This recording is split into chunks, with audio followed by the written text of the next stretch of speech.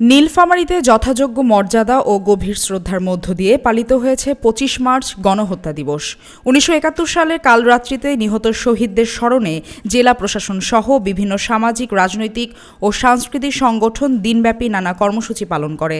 ২৫ March সকাল ১০টায় নীলফামারী সরকারি কলেজ সংলগ্ন বৌদ্ধভূমিতে পুষ্পস্তবক অর্পণের মাধ্যমে দিবসের কর্মসূচি শুরু হয়। শহীদদের প্রতি শ্রদ্ধা নিবেদন করেন জেলা প্রশাসন ও পুলিশ বিভাগ, মুক্তিযোদ্ধা সংসদ, বিভিন্ন রাজনৈতিক ও সামাজিক সংগঠন। পুষ্পস্তবক অর্পণ শেষে শহীদদের আত্মার মাগফিরাত কামনা করা হয় এবং তাদের স্মৃতি সংরক্ষণের অঙ্গীকার পুনর্ব্যক্ত করা হয়। ১৯৭১ সালের ২৫শে মার্চ পাকিস্তানি হানাদার বাহিনী নীলফামারী জেলার বিভিন্ন স্থানে নারকীয় হত্যাযজ্ঞ চালায়। বিশেষ করে সৈয়দপুর, গোলনা ও বালাইখাইল সহ বিভিন্ন এলাকায় নির্বিচারে সাধারণ মানুষকে হত্যা করা হয়। এই গণহত্যায় শত শত নিরীহ বাঙালি শহীদ হন, যা বাংলার ইতিহাসে এক কালো অধ্যায় হিসেবে চিহ্নিত।